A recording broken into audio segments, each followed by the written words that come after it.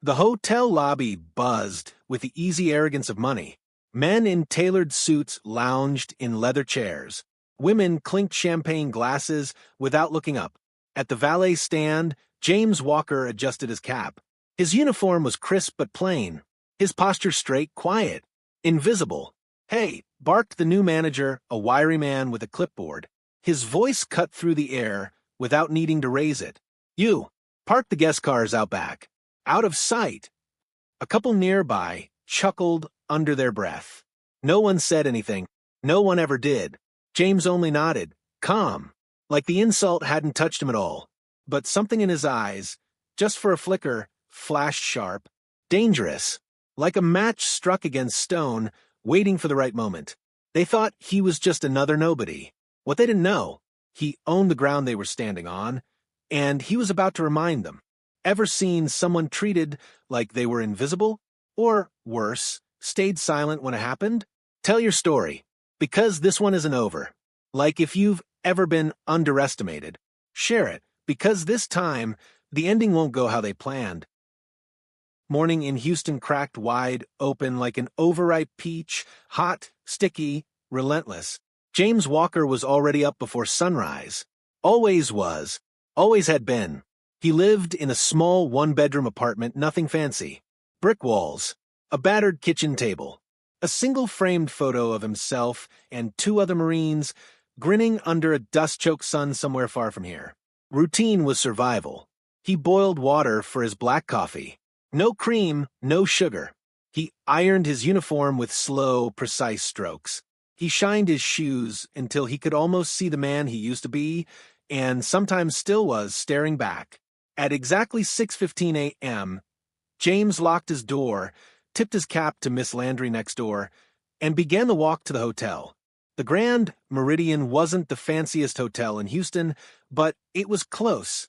Marble floors, crystal chandeliers, valet parking that cost more than James made in a day. James liked the job, liked the way it kept his body moving, his mind sharp, liked how he could disappear into the background, watch everything without being seen. But every day there were moments, small, sharp, that nicked at him. Like when the young concierge, Brett, tossed him car keys without a glance. Or when the hotel manager, Mr. Collins, leaned in and whispered loud enough for guests to hear. "Make sure the front stays clean, Walker. We're representing a certain class here." Or when wealthy guests clicked their tongues impatiently if he didn't sprint fast enough. James didn't flinch. Didn't argue. He smiled, nodded, took the keys. They thought silence meant weakness. But James Walker had learned long ago. Silence was armor. Silence was strategy. Silence was survival. Mid-morning, as the Texas sun started to hammer down, a bright red Maserati pulled up, music blaring. Out stepped a man in a white suit, sunglasses gleaming. A businessman type, the kind who thought Houston was just his personal playground. He barely acknowledged James as he shoved the keys into his hand. "Don't scratch it, old man," he said with a smirk. The valet boys nearby laughed under their breath. James nodded once, no emotion. But when he slid into the car, his hands were steady, his breath calm.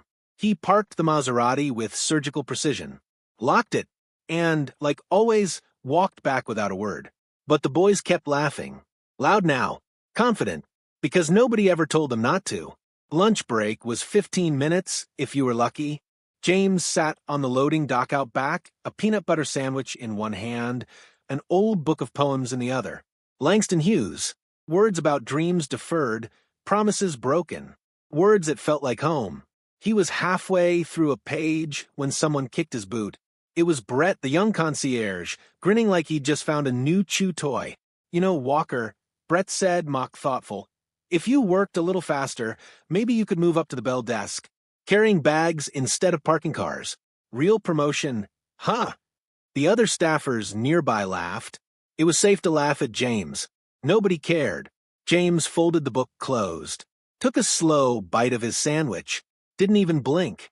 That afternoon, a guest, an older white woman dripping in jewelry, waved him over. "You there," she snapped. "Fetch my shopping bags from the back seat. And be careful. They're worth more than your little car." James lifted the bags carefully, gently, like they were sacred objects. He didn't correct her, didn't tell her he didn't even own a car right now. Just smiled, tipped his cap, and handed them over with the precision of a butler in a palace. She didn't say thank you. Of course she didn't. By 5 p.m., the lobby gleamed. The marble floors reflected the chandeliers like melted gold. James stood near the valet podium, hands clasped neatly behind his back, the perfect shadow. Mr. Collins, the manager, approached with that brittle smile he reserved for guests and the faint sneer he used for James. "We have a high-profile investor visiting tomorrow," Collins said, voice low. "I want you out of sight, Walker. Understand? No offense, just optics." James met his eyes, finally, deliberately. "Understood," he said, but something shifted inside him. A quiet realignment. A countdown beginning. They thought they could box him in, hide him, erase him. They didn't know who they were dealing with. Not yet. As he clocked out and walked into the thick, sweating dusk, James didn't feel defeated. He felt ready. Ready for something they wouldn't see coming. Ready for something they couldn't stop. The next morning, James arrived earlier than usual. Sky still dark. Streets slick from a brief, apologetic rain.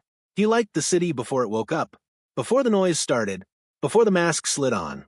At 5:45 a.m., he stood outside the employee entrance of the Grand Meridian, waiting for the security guard to unlock the door.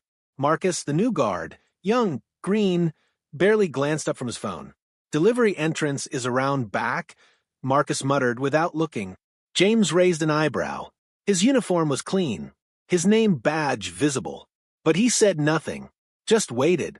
After an awkward pause, Marcus sighed heavily and buzzed him in, the heavy metal door clanging open like a reluctant apology. Inside, the service hallway smelled of bleach and old carpet. Fluorescent lights hummed overhead. Another day, another 1,000 small cuts. The staff briefing was held in the tiny back conference room, a low-ceiling box with stained carpet and a dented whiteboard. Mr. Collins, the manager, presided over it like a bored king. "Listen up," he said, flipping through a clipboard without looking up. "Investor groups coming through for inspection today. Everything's got to be perfect." He looked around the room, gaze snagging on James. Front-facing staff needs to be polished, presentable. Understand. Murmurs of agreement. James said nothing. He didn't need to. The message was clear. Stay out of sight. Assignments were handed out. New uniforms distributed. James noticed without comment that his package was missing. He approached the assistant manager after the meeting ended. "Uniform for Walker?" James asked, voice steady. The assistant manager, a young woman named Eliza, flipped through her papers, frowning. Looks like there was a mix-up. You weren't on the list for new uniforms." "A mistake. Maybe. Or maybe not. Either way," James nodded once. "Thank you," he said and turned away, adding it to the list. Not to lash out. To document. To remember. Because if you didn't document the small wrongs, no one believed you about the big ones. By noon, the lobby was a hive of frantic activity. Staff polished brass railings until they gleamed. Bellboys practiced their greetings in the mirror. Managers barked orders like nervous generals before a battle. James stayed out of the way as instructed. Assigned to the underground garage. Out of sight. Cars came and went. Bentleys. Teslas. Aston Martins. James moved among them like a ghost. Parking. Fetching. Smiling when spoken to. Fading when not. At 1:27 p.m., the investors arrived. A convoy of black SUVs. Dark windows. Quiet authority. James watched from the garage entrance as Mr. Collins and the executive team rushed out to greet them, hands outstretched, smiles wide and sharp. Through the glass doors of the lobby, he could see them, slick, confident, laughing, moving pieces around a board they thought belonged only to them. Around 2 p.m., James was called upstairs. A guest's Rolls Royce needed retrieval. As he waited near the podium, he overheard Collins talking to one of the investors, a tall man with silver hair and a perfectly cut navy suit. "Of course," Collins was saying, voice oozing, "our staff is handpicked. Only the best. We pride ourselves on a certain image." The silver-haired man nodded, glancing briefly around the lobby. His eyes flicked over James without stopping. Not seeing him. Not registering him. Just air. Furniture. Background. James clenched his jaw once, hard, then relaxed it. He stepped forward as a guest approached, handed over a valet ticket, and murmured a polite, "Right away, sir." Efficient. Invisible. Exactly what they expected. Later that evening, James finished parking another guest car, a Porsche 911, polished to a mirror shine. As he walked back, Eliza, the assistant manager, flagged him down, looking harried. "Walker," she said, not meeting his eyes, "Mr. Collins needs you to move the staff vehicles. Make sure none are visible from the main driveway." It was busy work, menial, designed to keep him out of sight. Again, James simply nodded. Understood. No protest, no attitude. But inside, another notch carved into the ledger, adding it to the list. By the time the shift ended, James had handled over 40 vehicles. His back ached. His knees throbbed. No one thanked him. No one noticed. As he clocked out at the grimy punch station, he saw Marcus again, the security guard, still on his phone, still not looking up. James scanned out, the machine beeping a dull confirmation. Tomorrow, he knew, would be worse. Tomorrow was when they planned to really show him where he stood. At home, James peeled off his damp uniform and sat heavily at his kitchen table. He pulled out an old leather notebook, battered from years of travel. Inside, in neat, patient handwriting, he recorded everything. 5:45 a.m. Misidentified as delivery staff by security. 7:30 a.m. Omitted from uniform distribution. 2 p.m. Excluded from investor-facing assignments. 5 p.m. Assigned menial busywork during inspection. Each entry was a stone in the foundation he was quietly, methodically building, not for revenge, for truth. Because truth, when wielded right, was a weapon more lethal than anger ever could be. Before bed, James stood by his window, looking out over the city. The Grand Meridian glittered in the distance. All those polished floors, all those gleaming smiles, none of it built for people like him. Not really. But what they didn't know, what they couldn't know, was that James Walker had been in much harder places than this. Places where silence meant staying alive, where patience wasn't just a virtue, it was a necessity. He smiled slow and small. The kind of smile you wear when you know a secret. The kind of smile you wear when the storm is coming, and you're the one bringing it. Tomorrow, the system would try to break him a little more. They would think they were winning. They would think he was finished. And they would be wrong. The next morning started like the last. Same uniform. Same walk. Same heat rising off the Houston pavement like steam from an angry pot. But something was different. James could feel it in the air, static tension, like the sky about to crack open. Something was going to shift today. He didn't know how, just that it would. The lobby was unusually quiet. No laughter, no clatter. Even Brett, the concierge, wasn't at his usual post. James arrived at the valet podium, clocked in, and waited. At 7:02 a.m., Mr. Collins walked in. Not strutting like he usually did, but storming. Jaw clenched. "Ty Askew." Behind him, security. "James," Collins said, not even trying to hide the venom in his voice. "We need to speak. Now." James looked at the guard. A different one today. Bulkier. Sterner. No friendliness in the eyes. He nodded once, slow. "Yes, sir." They didn't take him to the back office. They took him into one of the unused banquet rooms. Big, cold, empty. "Sit," Collins ordered. James remained standing, calm, hands behind his back. Collins slammed a folder onto the table. "We've received reports," he said, voice theatrical now, like he was performing for an invisible jury. "Serious reports." James said nothing. "Guests are complaining," Collins went on, "that you've been making them uncomfortable, eyeing them, taking too long with their vehicles. One claimed you smelled of alcohol." That last line hung in the air like a punch. James blinked. Once. He didn't drink. Never had. Not since the war. Not after what it did to half the men he served with. Still, he didn't react. Collins leaned in. "You've been here too long, Walker. This place is changing. Standards are rising." Then he smiled.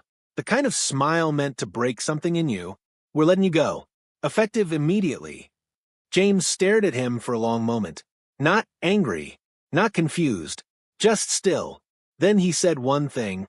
Calm, clear, quiet. You're gonna want to walk that back. Collins laughed, sharp, mocking, ugly. You threatening me? James didn't blink. No, just warning you.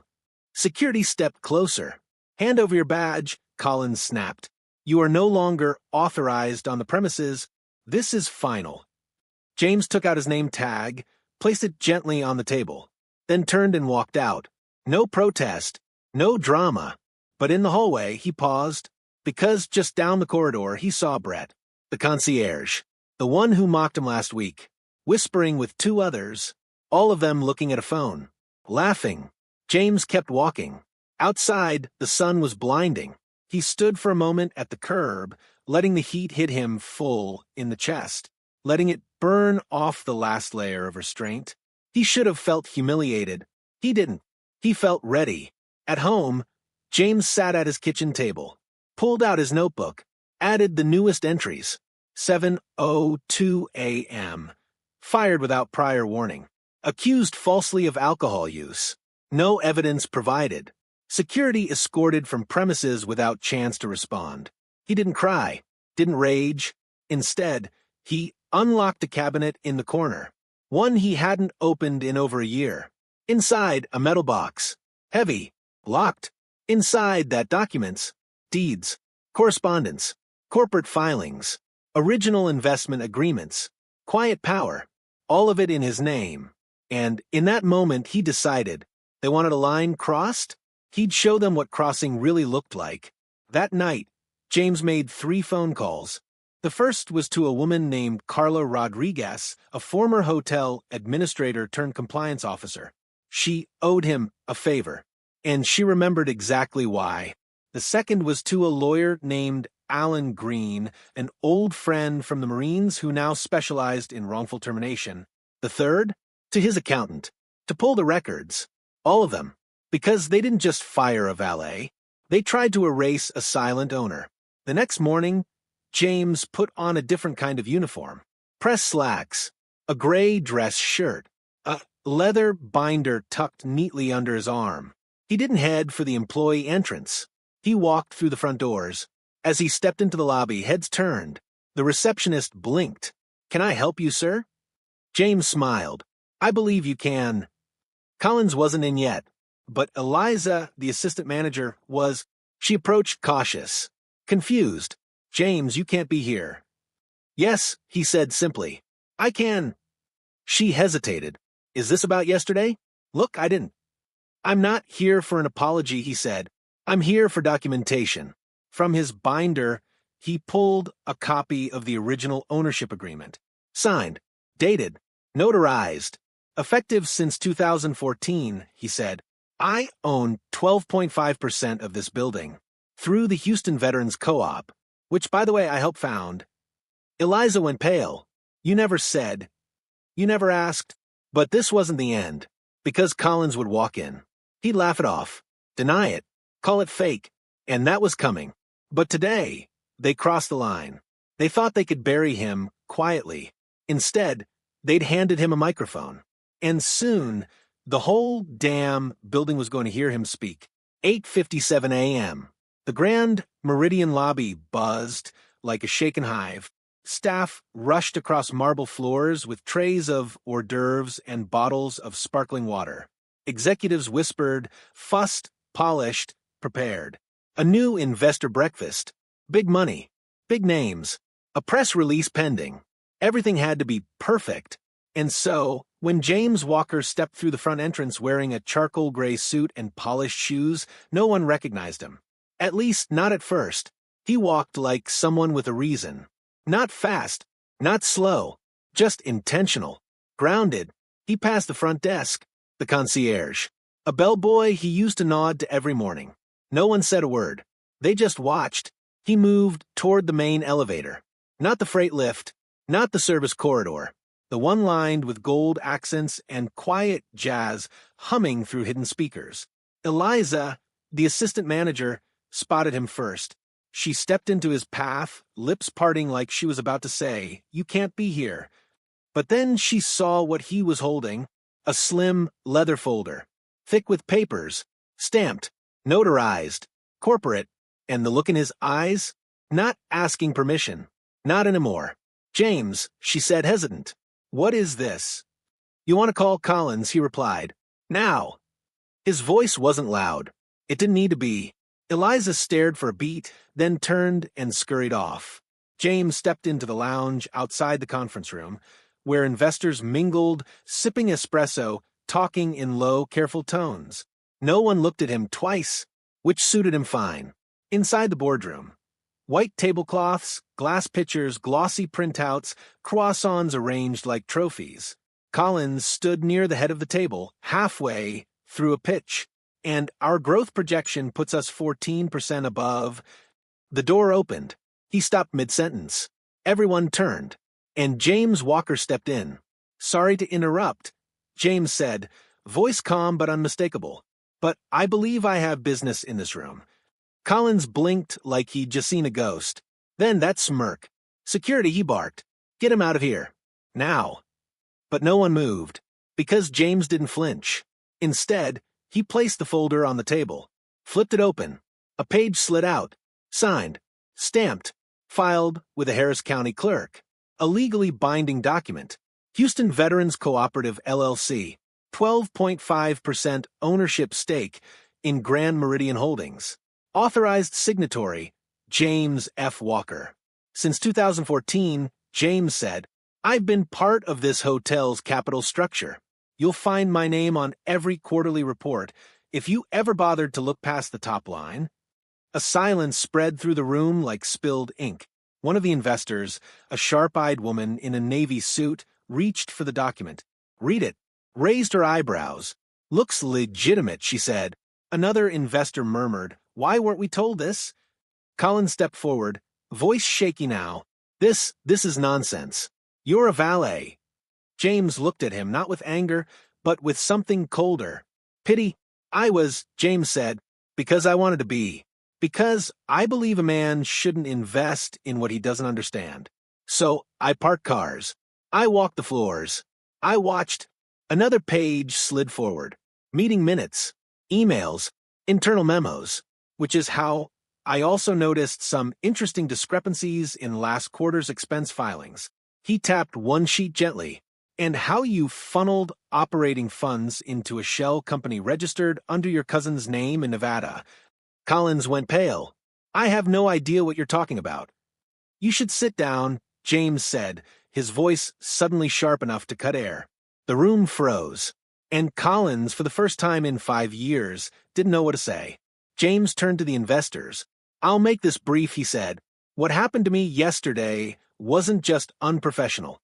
It was illegal, wrongful termination, defamation, retaliation for protected whistleblower behavior.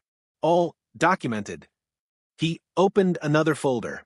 Letters from attorneys, statements from former staff, screenshots, recordings, a mountain, silent until now, dropped on the table without a sound. "I didn't come here to embarrass anyone," James said, "but I do have a few non-negotiables moving forward." Mr. Collins steps down. A full audit of the last 2 fiscal years. Veteran hiring and support initiatives reinstated immediately. And from this day forward, you will know exactly who I am. Collins, desperate, laughed. "Too loud. Too forced. You really think a valet gets to walk in here and make demands?" James turned to him. "Eyes still steady. I'm not a valet anymore." Then he pulled out one final sheet. A signed letter of support from the majority of the Houston Veterans Co-op Board. Effective immediately, we are shifting our voting block to support James Walker as our designated operational representative on site. Collins opened his mouth, closed it, then whispered, "You son of a bitch." James leaned in. "I fought for a country that lets people say that to my face, but it also gave me the tools to dismantle you legally, precisely, and permanently." He stood straight. "Get out of my hotel." The room was dead quiet. Then the silver-haired investor, the one who hadn't looked at James 2 days ago, stood, walked over, held out a hand.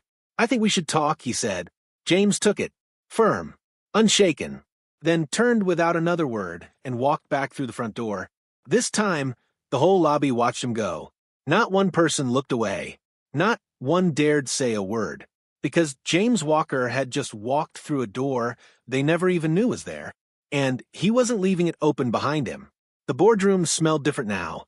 Fear had a scent, sharp, metallic, sour.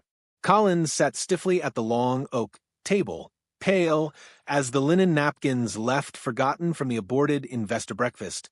James Walker didn't sit. He stood across from Collins, binders still open in front of him, papers lined up like chess pieces, every move already calculated. Behind him, two representatives from the investor group hovered, silent, watching. The room wasn't a meeting anymore. It was a trial, and Collins knew it. "Let's start simple," James said, voice low, unhurried. He slid a document across the table. "Expense reports, Q2. See this line item?" James tapped it lightly.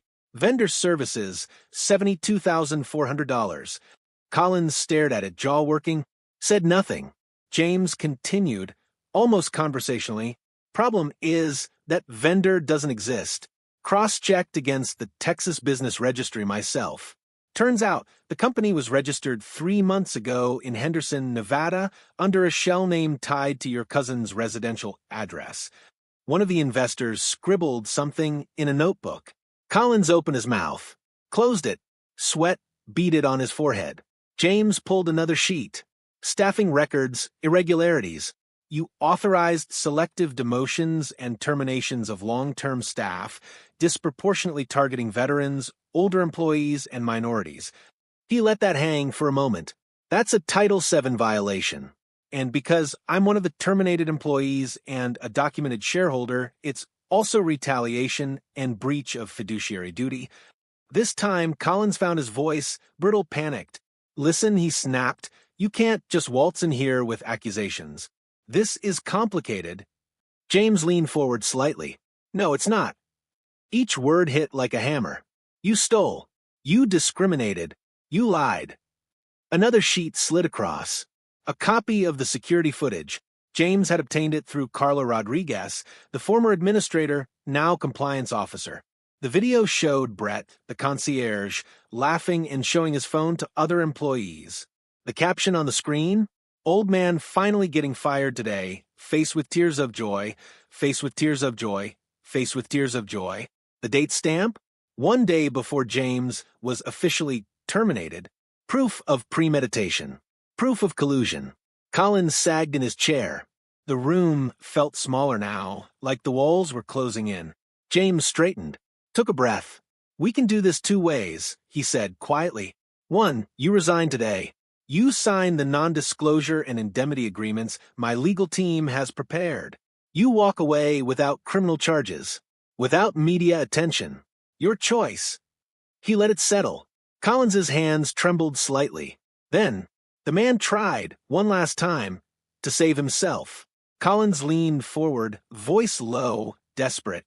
"Name your price," he hissed. "You don't need to blow this up. We can fix this. Quietly. Bribery. Open. Naked. Right in front of witnesses." James didn't even blink. Instead, he reached into the binder one last time, pulled out a voice recorder. "Press play." Collins's voice filled the room, shrill and panicked. "Name your price. You don't need to blow this up." The investors exchanged sharp glances. One of them, the sharp-eyed woman in the Navy suit, stood. "This conversation is over," she said coldly to Collins. She turned to James. "Mr. Walker, we would like to meet with you privately to discuss the future of this property." James nodded once.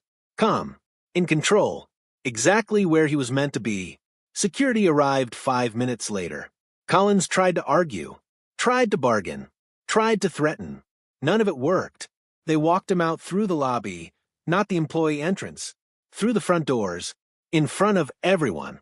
Staff froze. Guests stared. Phones lifted. And James watched from the second-floor balcony, not gloating, not smiling, just standing, present, unshakable. Later, in a smaller meeting room, the remaining investors sat with James. no longer treating him like an invisible worker, no longer assuming they knew who he was. They offered immediate control over operational audits, full cooperation for forensic accounting, expansion of veteran-focused hiring and training programs under James's oversight, and as a sign of good faith, a significant bonus offer for pain and suffering. James listened, measured, then agreed under his terms. No lawsuits, no tabloids, no revenge, just justice. Done right. As he walked back through the lobby hours later, James passed Brett, the young concierge, standing stiffly behind the front desk. Their eyes met. Brett looked away first. James pushed open the heavy brass doors of the Grand Meridian and stepped into the Houston heat. The sun hit him full in the face. This time, it felt different. Not an enemy, not a weight, just light. The next few days were a blur of meetings, conference calls, investor follow-ups, legal paperwork, the smooth hum of progress. James was in control now, not just of the building, but of the entire narrative. He sat at the head of the conference table, surrounded by key players, the investors, the new management team. Even the legal team had to acknowledge his quiet dominance now.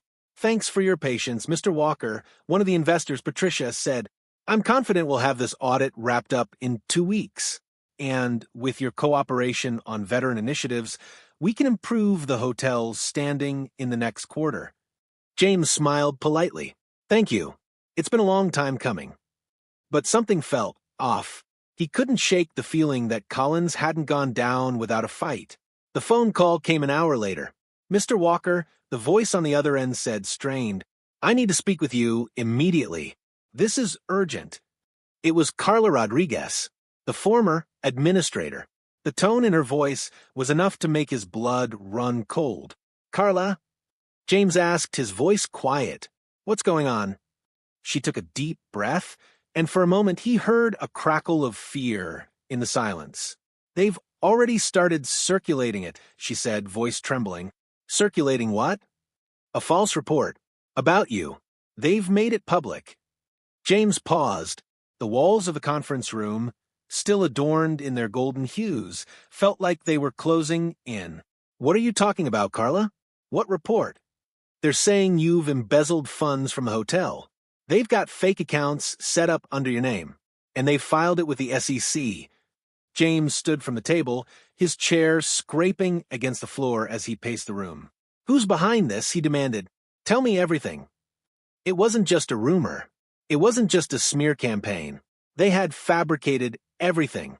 Bank records, fake wire transfers, phony invoices.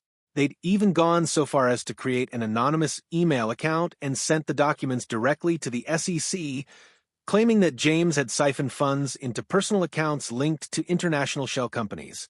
It was clear. This wasn't an accident. It was an act of revenge, a weaponization of power. And just when James thought Collins had been cornered, the game had changed. Carla continued, her voice quivering. "Collins, he didn't do this on his own. It's more than just him. They've found someone on your side, someone you trusted, who's given them everything. They're trying to ruin you, James. Completely." James's heart pounded in his chest. His mind raced. Who could it be? Someone who had access to everything. Someone who had known enough about his operations and weaknesses. The answer hit him like a slap in the face. Brett, the young concierge, the one who had mocked him, the one who had once laughed at him, but now he was someone who was in on this. The connection was there. The timing. The pieces all fit. James had trusted him, trusted the quiet, seemingly innocuous interactions. But Brett had been feeding Collins information. Everything. "I need to go," James said abruptly. "I need to fix this now." The following day, James walked into the hotel's back office, where just a few weeks ago he had been dismissed with a wave of Collins's hand. This time, he wasn't looking for forgiveness or justice. He was looking for a weapon. The IT department was the first stop. He needed to verify the tampered documents. He needed to know exactly what had been planted, where the fake accounts had been created, and who had authorized the transfers. By noon, he had confirmation. The fake documents came directly from the hotel's internal network, and the IP address linked to the fraudulent transactions, it led directly to Brett's computer. James's pulse quickened. He called Carla again, his voice tight. "I need you to pull the records for Brett," he said. "Find out everything, all communications. Now." She was back within the hour, her report confirming everything. Brett had been the one communicating with Collins, feeding him everything from James's personal accounts to confidential hotel documents. Collins had used Brett as his pawn. It was Brett's betrayal that had fueled the lie. The accusation of embezzlement wasn't just a smear, it was a meticulously planned move, and it was meant to take down James before he could destroy Collins's life. James's hands gripped the desk in front of him. He was being attacked on every front. His reputation was in tatters. He was fighting not just Collins, but the system that had tried to crush him again. But now, with the evidence in hand, James knew something the others didn't. They had just made one final mistake. They had underestimated who he really was. The next day, the media storm hit. News outlets picked up the SEC filing. Rumors spread like wildfire. Social media was alive with scandal. Calls came in for interviews, for statements, for questions. But this time, James was ready. He held a press conference that afternoon, with a quiet confidence that filled the room. "I've seen the lies," he began, "and I've felt the sting of betrayal. But I stand here today with proof, and the truth will always rise." He pulled out a folder. Inside were copies of the email trail between Brett and Collins, the fake documents, the wire transfers, the communications with international shell companies. "This is the man behind the fraud," James said, voice cold. "This is the man who tried to ruin me. And now I will expose him for who he truly is." He handed over the evidence to the reporters. Cameras flashed. Brett's name was already trending across social media, and James's path forward had never been clearer. James smiled just slightly. It was the same smile he'd worn when he first walked into that lobby, when they thought he was nothing. But now, the world knew better.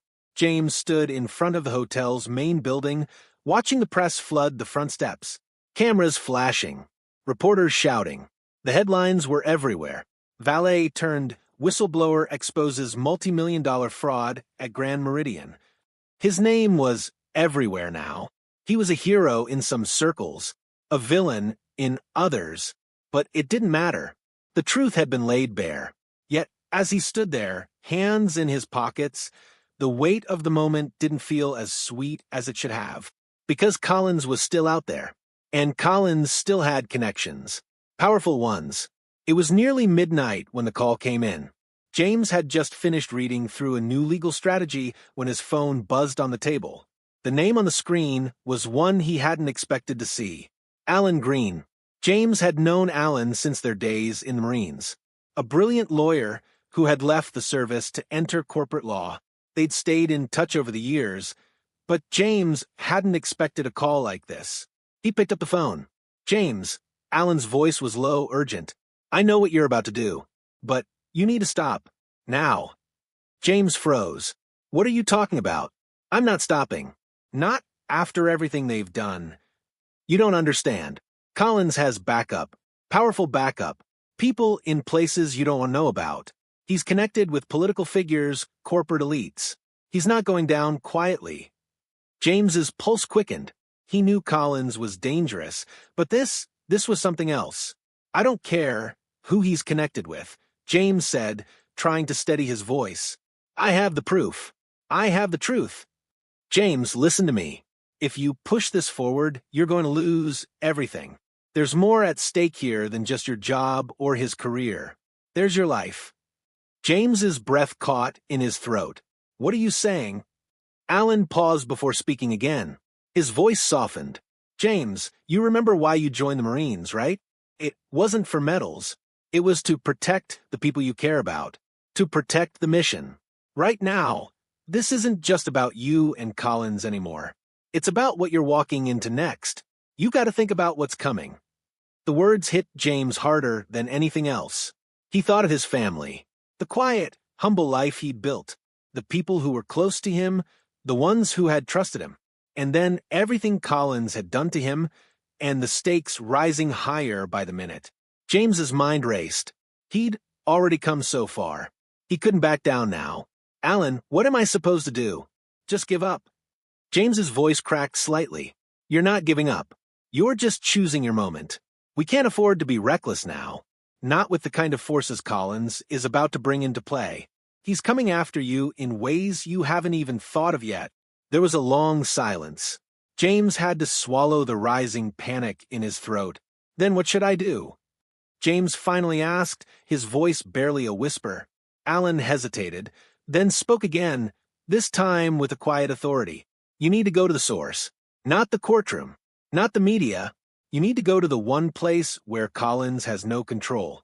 You need to get his real story out before he can bury you with the lies he's about to spread.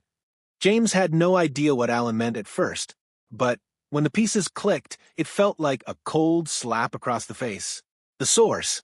Collins had a past, not just corporate dealings, but a criminal one. Something buried long ago. Something James had always known about, but had never dared touch. There was a reason Collins had been so secretive about his earlier career. It was a past that could destroy everything. James stared out at the city skyline. A chill ran through him. It wasn't just about Collins's scheme anymore. It wasn't just about exposing his lies. It was about exposing the truth. The full truth. Everything. His crimes. His connections. The people he had corrupted along the way. And as of now, James had all the pieces in place. The next morning, James met with Carla Rodriguez and Alan Green in a quiet, dimly lit cafe downtown. They huddled together over a stack of documents, plotting the next move. Carla pulled out a file, passing it to James with a careful hand. This is it, she said quietly. I've been gathering the paperwork for months now. Collins never knew I was working on this. James took the folder, flipping through it quickly. His stomach twisted. The file contained everything. Corruption deals dating back to Collins's time in a low-level government job. Illegally funneled campaign contributions. Evidence of bribes to local officials involving local police and businessmen. A trail of influence, illegal operations, and cash flows funneled through shell companies that James had never even suspected. This was it. The hammer. The one piece of evidence Collins had never expected anyone to find. And it was staring James in the face. Are you sure? James asked Carla, his voice steady despite the enormity of what they'd uncovered. Positive, Carla replied. Collins is connected to bigger players than he even realizes. This stuff goes all the way up. James sat back in his chair, his mind racing. He had the power to bring it all down now.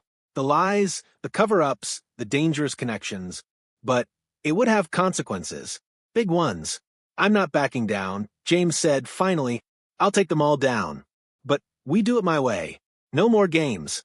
No more waiting. Alan leaned in. We're with you. But remember, this isn't just about you. This is about your future, your family, your safety. If we do this, we have to make sure Collins can never hurt anyone again. James nodded. He already knew what he had to do. That night, James sat alone in his apartment, flipping through the file once again. His phone buzzed. It was a text from Alan. They're going to make their move soon. Get ready. James set the phone down, taking a deep breath. It was time. The city felt different now. The air tasted like something heavy was coming, and James could feel it in his bones. Every step he took felt like the countdown to an inevitable collapse. For the past few days, he'd been working tirelessly, preparing for the moment when everything would finally come out. The media was relentless, but they still hadn't seen the full picture. James had the power to change the narrative, and he was about to do it in a way that no one could deny. The press conference had been scheduled for 10 a.m., but by 8:30 a.m., James was already standing in front of a podium. He had arrived early, the empty room still echoing with a faint hum of anticipation. He stood at the podium, hands resting lightly on the surface, watching the doors as if they might open any second and change everything. The press corps was already seated, murmuring among themselves, eager to catch a glimpse of the man who had exposed the fraudulent empire of the Grand Meridian. Minutes later, the room filled with reporters, cameras clicking in rapid succession. The air was electric, charged with the energy of an impending storm. James stood tall as the room grew quiet, all eyes on him. He hadn't said a word yet, but the silence spoke volumes. The host of the press conference, a woman with a sharp gaze, stepped up to the mic. "Ladies and gentlemen, thank you for joining us today. We are here to hear from James Walker, the man who has not only exposed the corruption at the Grand Meridian, but also taken action to bring those responsible to justice." The room shifted, the reporters leaning forward in their seats, notebooks at the ready. But James wasn't here for their applause. He stepped forward, his voice steady but firm. The truth, in its purest form, is a weapon, and when it is wielded, it has the power to dismantle the lies built upon it.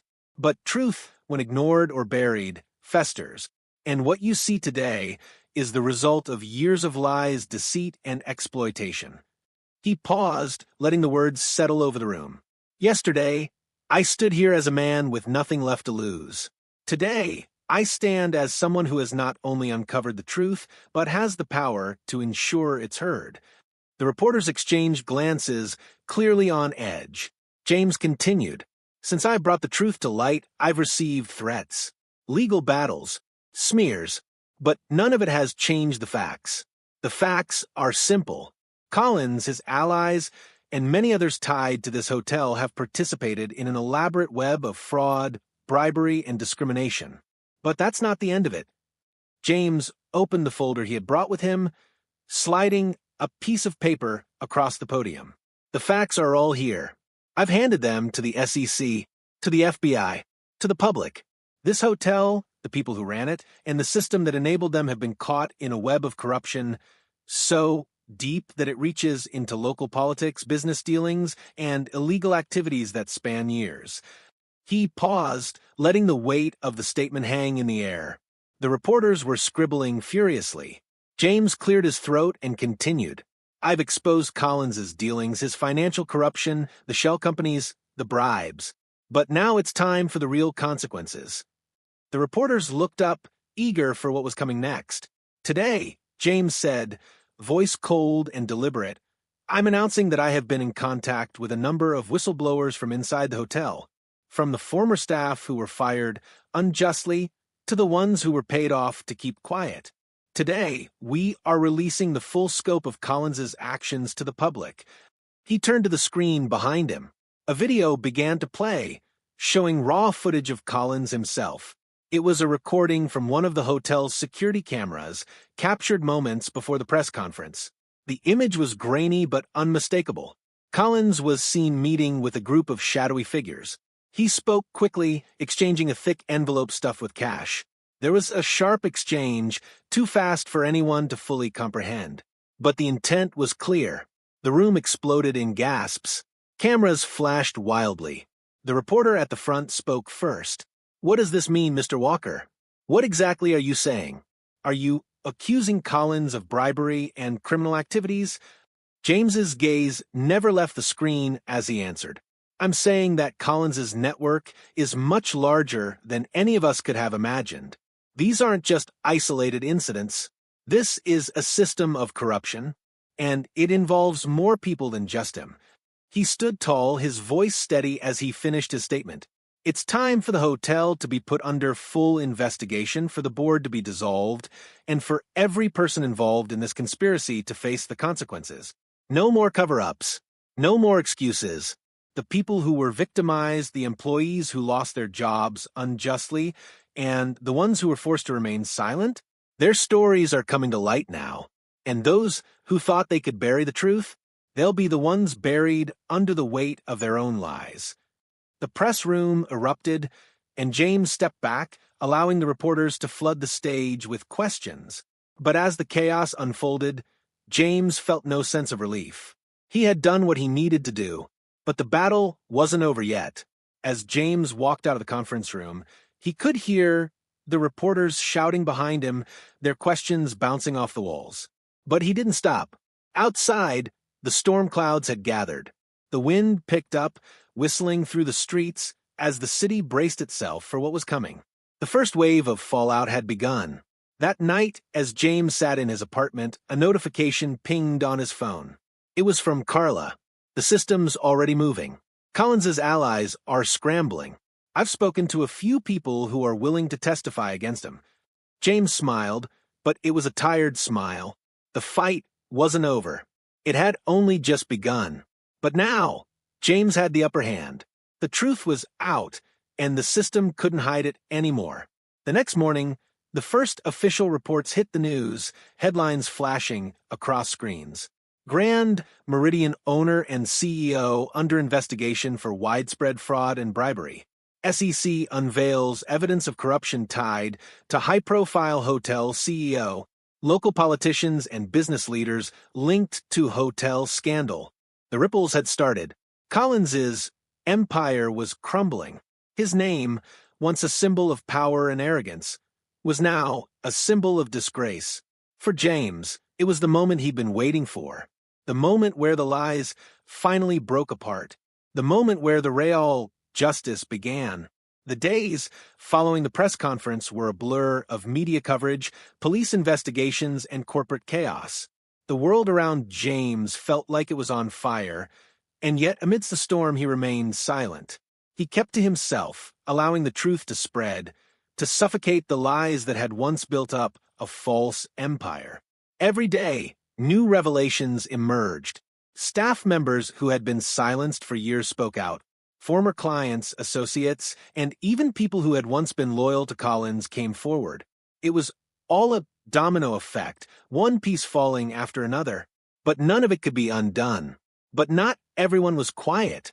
Not everyone had the luxury of hiding. 1 week after the press conference, James received an unexpected phone call. He was sitting in his apartment, flipping through a folder of legal documents when his phone rang. The number wasn't one he recognized. He hesitated for a moment before answering. "Hello," he said, his voice steady. "Mr. Walker?" The voice was shaky, almost unrecognizable. It was Eliza, the assistant manager from the Grand Meridian.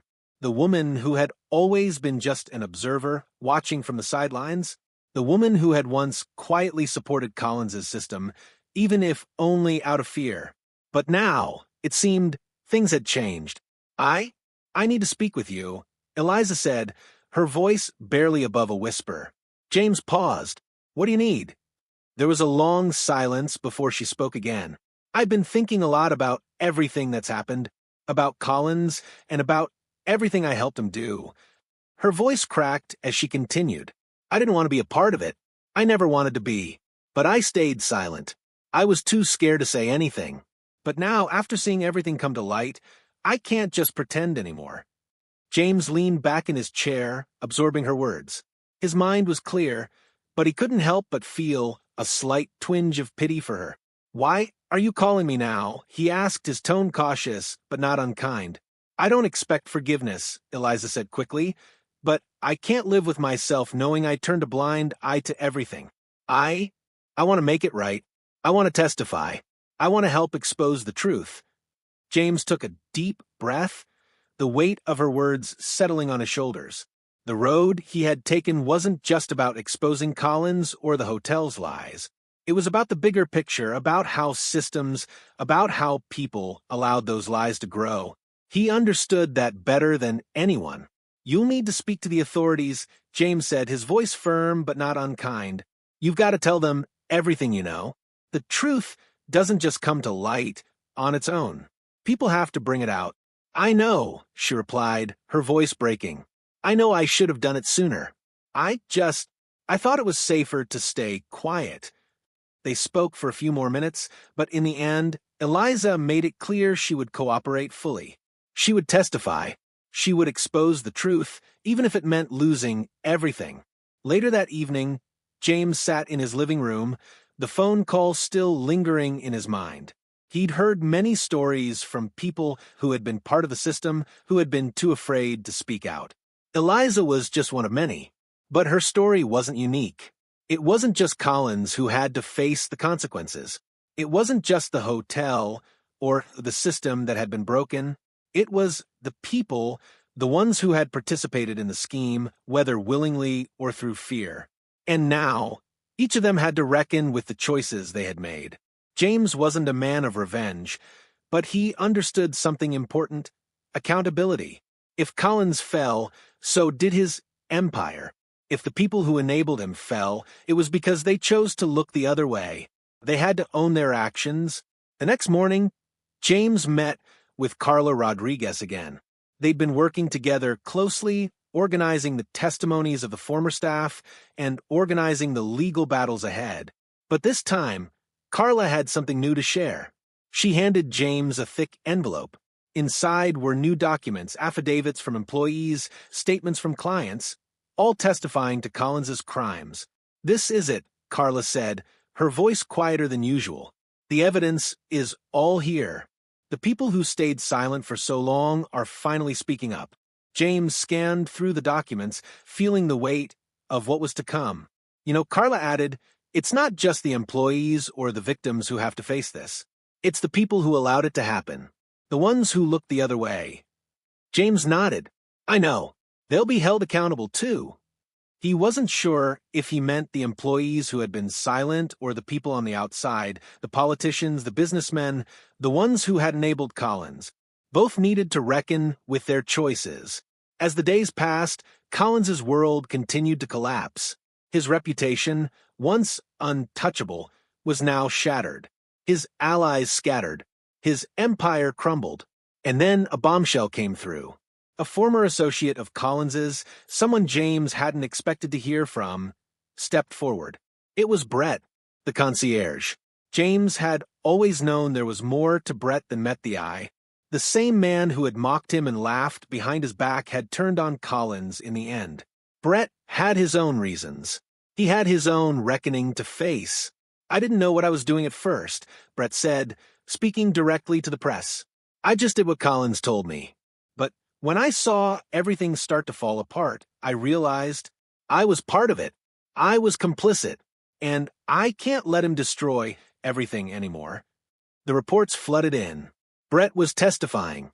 He was cooperating. He was going to face his own consequences for his actions. But he was also facing the truth the same way James had. He wasn't a hero, but he wasn't a villain either. He was just another person who had been trapped in a system that had fed on fear and silence. By the end of the week, James had seen enough. He'd fought for justice. He'd fought for the people who had suffered. But in the end, it wasn't just about winning. It was about what came next. That evening, James returned to the Grand Meridian, not as a victim, not as someone who had been crushed. He returned as someone who had taken back his power. As he stepped into the building, he didn't feel triumph. He didn't feel anger. He felt peace. The battle was over. The people who had wronged him had been exposed, but now he had a different role to play. Inside, the lobby was still. The staff moved silently, walking past one another as if they were just part of the machine. James stood at the edge of the room, watching them. He didn't need to be the one in charge anymore. James had done what he came to do. Now he would walk away. And the system that had nearly crushed him, it would never be the same again. The morning air was still. It wasn't the oppressive heat of the city, nor the quiet hum of the world waking up. It was peaceful, a fleeting kind of peace, like the calm before a storm that had already passed. James stood at the door of his old apartment, the same place he had left behind when the fight with Collins began to consume everything in his life. Now it felt like a distant memory, like a story he'd read in a book, something that wasn't entirely his own, but something he had lived through. He didn't know why he was standing there. But he was. The lock turned with ease. It hadn't changed. The apartment hadn't changed. But somehow James did. Inside, everything was just as it had been. The worn kitchen table, the photo of him and his fellow Marines, the old leather chair by the window where he used to sit and read. Nothing was different, and yet everything felt different. The walls, which once held the echoes of his quieter days, now seemed hollow. The weight of everything he had fought for, everything he had uncovered, pressed down on him in a way that made the room feel smaller, like he had outgrown it. outgrown the man who had lived here before. James walked over to the small closet where he used to keep his old military jacket. He took it out, running his fingers along the fabric. It smelled like time, of days long gone, of a life that felt like someone else's. It wasn't that he regretted the fight. He had no regrets. He had exposed the truth. He had stood up when it would have been easier to remain silent. But now, with everything behind him, with the weight of the world finally starting to settle, he didn't know what was left for him. The phone buzzed in his pocket. He pulled it out without thinking. It was a message from Carla.